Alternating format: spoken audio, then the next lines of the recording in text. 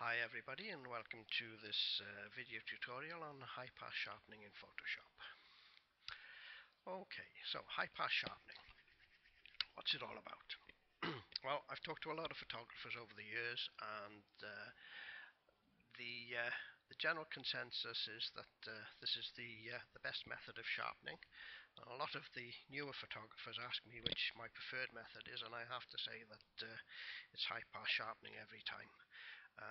The reason being, it's so controllable, it's very easy to use, it's very visual, and basically what you see is what you get, so there's no mystique to it at all, so let's get on with it. Now then, some of you may have already had a dabble at the high pass when you're looking around the Photoshop interface, and got as far as the grey screen and thought, oh my gosh, what's going on here, and left it at that. Well, we'll take it that step further and we'll take you all the way. Okay, so to start with, we need to duplicate the layer and then go to Filter, Other, and High Pass. Okay, and this is what I meant by the grey screen. Okay, so what's happening here? Well, essentially what the high pass filter is doing, it's sharpening areas of higher contrast, so edges where there's light and dark, it's sharpening those areas, and by and large it's leaving alone the areas with no detail, so such as skies or blank colours. It would leave those areas alone. And as you can see on the screen, if I just zoom in a bit, right, okay, what it's doing, it's actually lightening the lighter areas and darkening the darker areas. You can see on the screen here, you can see the areas that are being affected either side, and by using the radius slider, we're controlling how much of that sharpening is being applied. I mean, obviously if you go to the extremes, you can see that it's quite savage in nature. So typically we're going to be using somewhere between 0 and 6 in the pixel radius. If you're using one of the more modern cameras with a very high pixel count,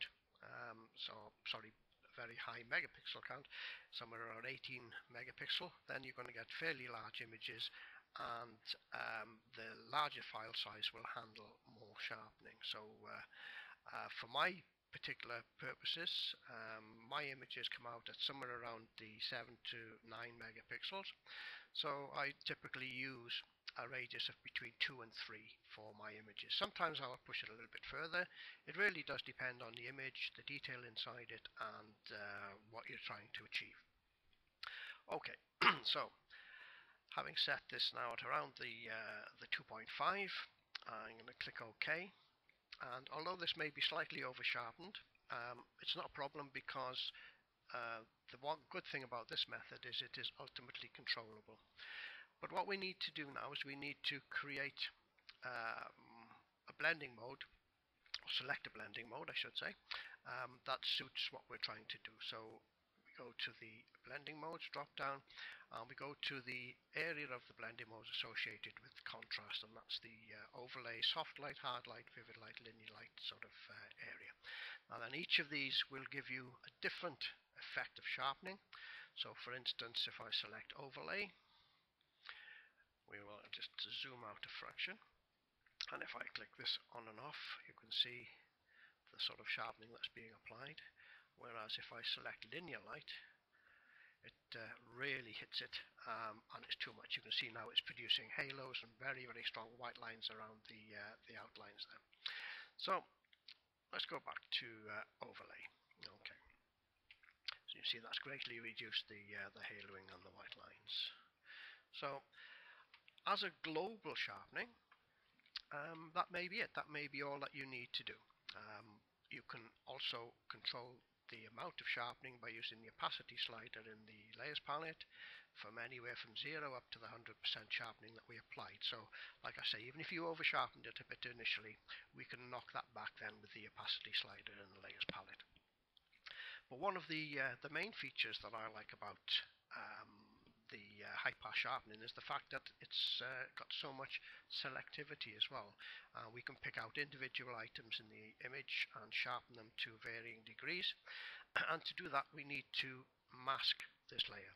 So if we wanted to take the sharpening that step further, we need to create a layer mask. Now normally you would use the create new layer mask icon for masking in Photoshop, but for this particular method we're going to use one from the drop down menus at the top of the screen here.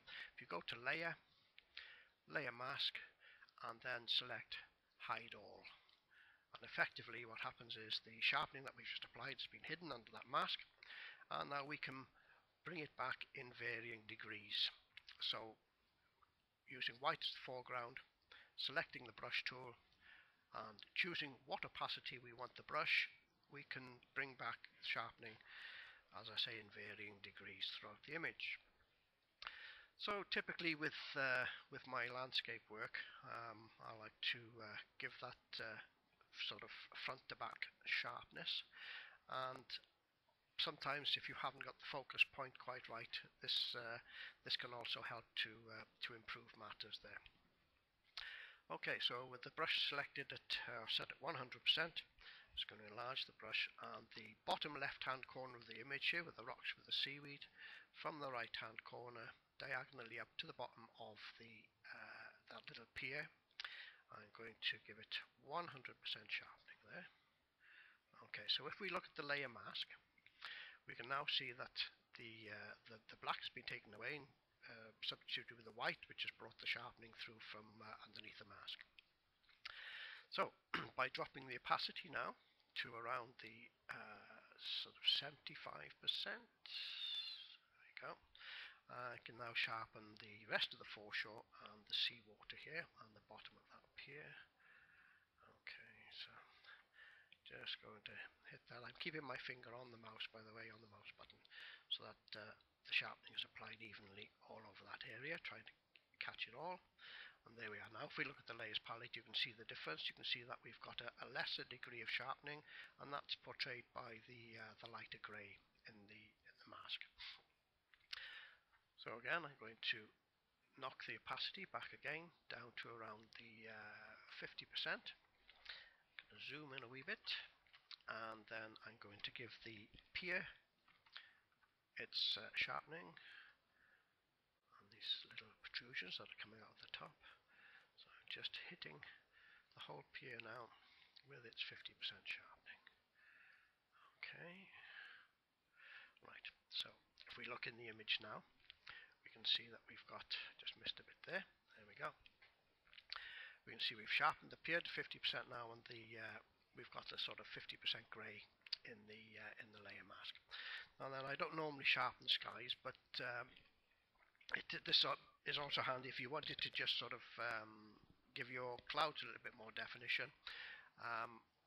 What I would do here is to reduce the opacity down to somewhere around the 25%, thereabouts. Reduce the size of the brush and just give the edges of the clouds one pass, just to give them a little bit more definition. You have to be careful using this method in images that have a lot of noise, as you would with any other sharpening method, really, I suppose.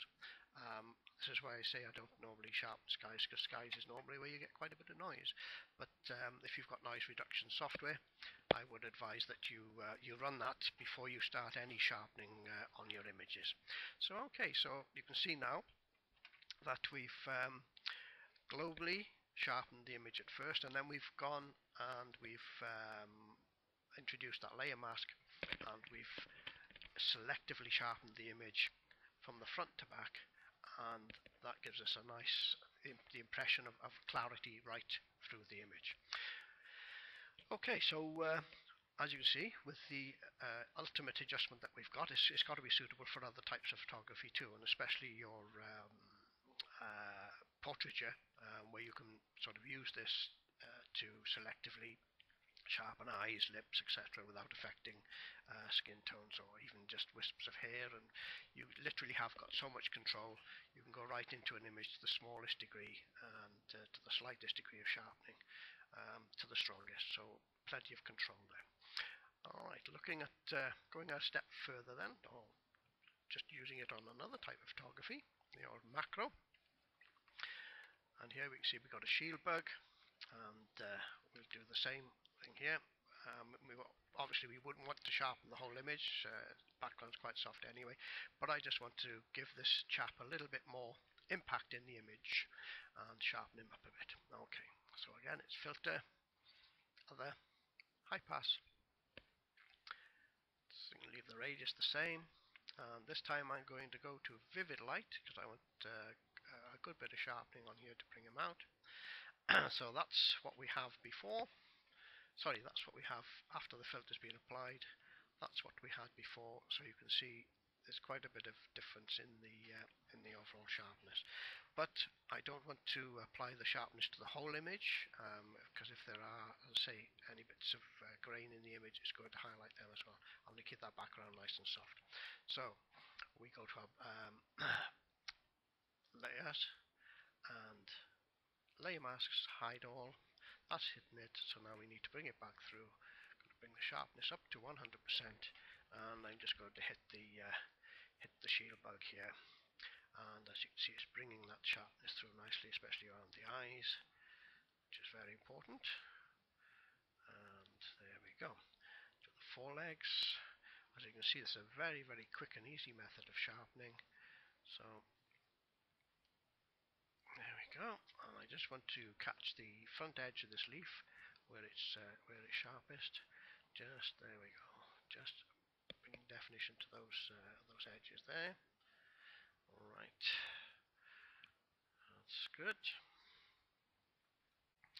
So there we go. As you can see now from the layer mask, the areas that we've hit here, where the sharpening has been brought back through at 100%.